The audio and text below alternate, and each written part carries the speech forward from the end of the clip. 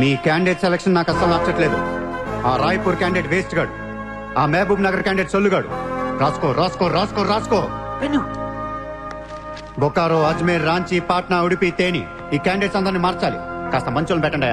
Character లేని candidates మీద ఇన్ని కోట్లు ఎలా ఖర్చు పెడతాం? ఒక్కొక్క సెటిల్మెంట్ కి 100 కోట్లు రావాలి. నెల తిరగకుండానే ఇండియాలో 100 సెటిల్మెంట్లు జరగాలి. పెండింగ్ లో ఉన్న ప్రతి గొడవ బయటికి లాగండి. వాళ్ళు అప్రోచ్ అవ్వకపోతే మీరే టచ్ లోకి వెళ్ళండి. కరెక్ట్ చేయండి అమ్మా. మనకి ఎక్కువ ఒక 35,000 కోట్లు ఉంటే చాలు. పోర్బందర్ కా ఓపోనెంట్ క్యాండిడేట్ బహుత్ పవర్ఫుల్ హై. సూర్యతో మాట్లాడి వాటిని నిలబడకుండా. సెకండ్ సెటప్ ఉంటే ఎలక్షన్ లో పోటీ ఇచ్చే నీరు తెలుసా? ఆ జయదేవ్ కి సెకండ్ సెటప్ ఉంది. దానికి ఒక కొడుకున్నాడు. ఆ అమ్మాయితో మాట్లాడు. జయదేవ్ సగం ఆస్తి ఇప్పిస్తామని చెప్పు.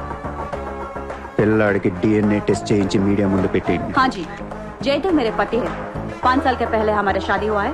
3 साल का बच्चा भी है. ये है DNA सर्टिफिकेट. కొంప ముంచిన DNA టెస్ట్. ఎలక్షన్ కి అర్హత కోల్పోయిన ఘనపులేటి జయదేవ్. సార్, వారం రోజులు ఎలక్షన్ ఉంది సార్. ఇప్పటికే 120 కోట్లు ఖర్చు పెట్టాను. నన్ను తీసేస్తే ఎలా? ఈ యొక్క ఏం చేయమంటావు? నీ వల్ల పార్టీ పరువు అవుతుంది. స్కామ్లతో నిండిపోయిన ప్రభుత్వం మాది.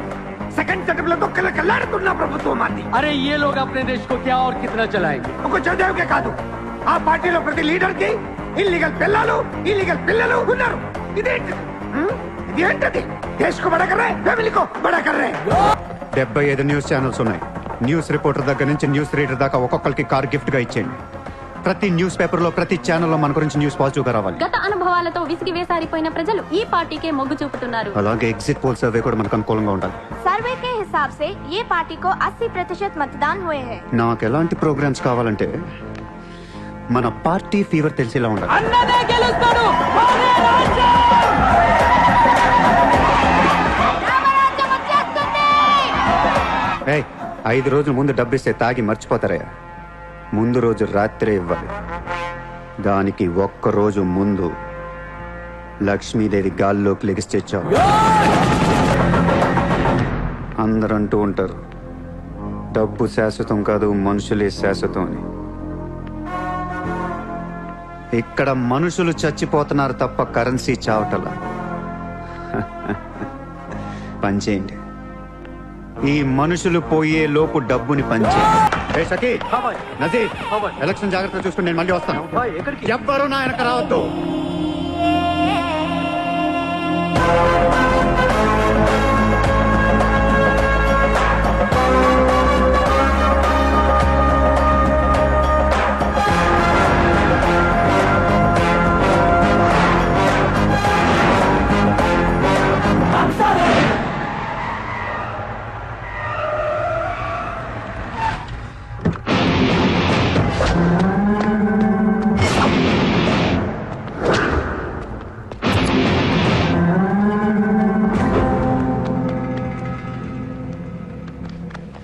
ఎరా, ఏం తెచ్చుకోలేదేంటి?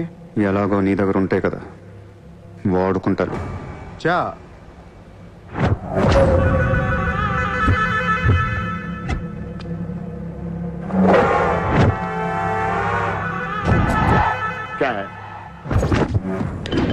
లగా దియా నా వాట్ సార్. పొడి చావు షూట్ చేశావు, ఇంకా కసి తీరలేదా నీకు?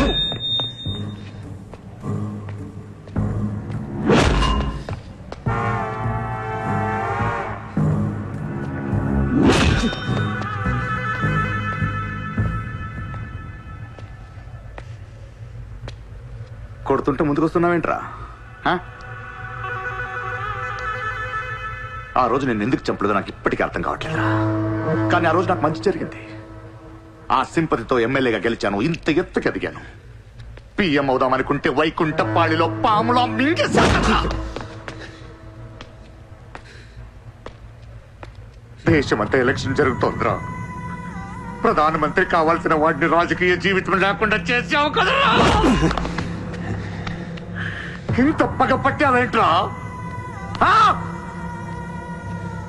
నీ మీద పగతోనే బతుకుతున్నాను అనుకున్నావా? నీలాంటి వాళ్ళు నా జీవితంలో చాలా మంది ఉన్నారు. ఒక్కొక్క స్టేజ్లో ఒక్కొక్కడు. నువ్వు మళ్ళీ నా జీవితంలో కట్టొచ్చావంతే. నేను తలుచుకుంటే నేను చంపటం పెద్ద పని ఏం కాదు. ఏం చేస్తావురా? ఏం చేస్తావు? కొట్టింది చాలు. చిత్ర ఎక్కడా? చిత్రం లేదమ్మా, చంపేశాం.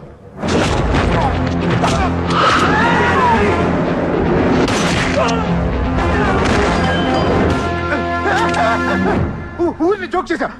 చిత్ర బతికి ఉంది. ఒక జోక్ వేస్తే 6 పోయారు ఇక్కడ. ఇలాంటి టైంలో జోక్ చేయకూడదు.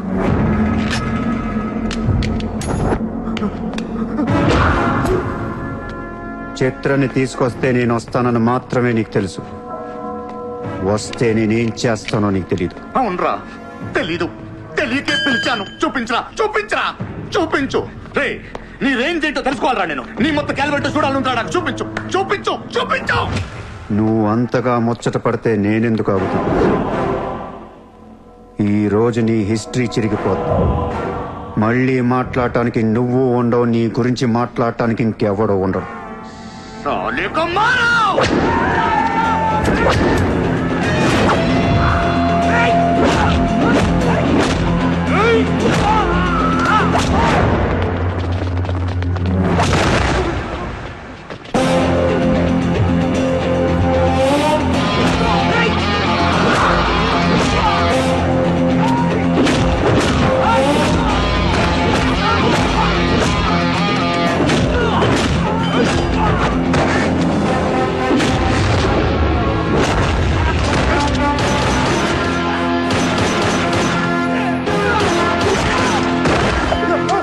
నోట్ చేయి.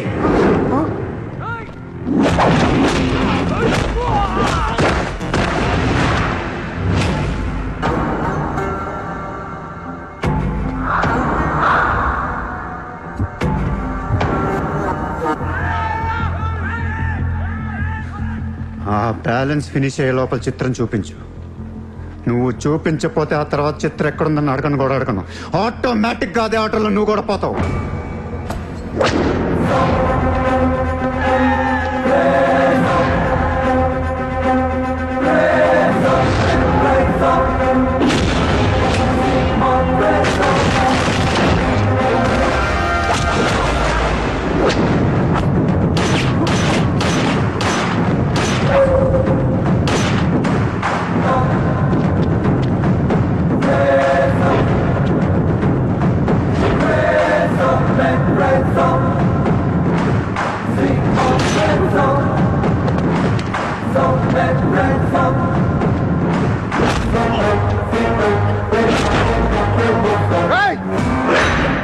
చంపేస్తావు, చంపేస్తా, దీని చంపేస్తా. వదిలే.